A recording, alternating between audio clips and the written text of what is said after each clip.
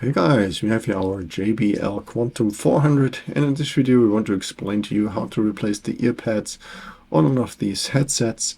And by the way, this process is similar for any other JBL Quantum model as well.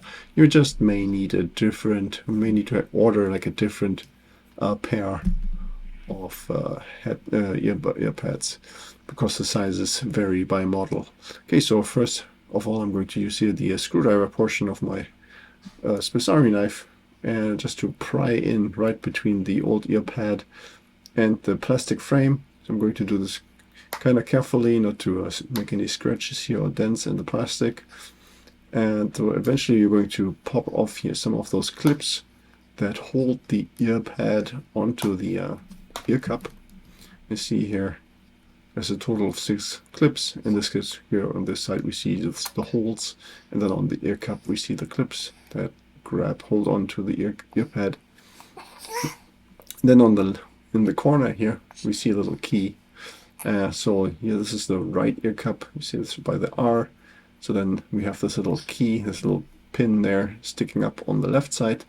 And now let's open up and remove the earpad on the left ear cup. And here we have the this key here on the opposite side.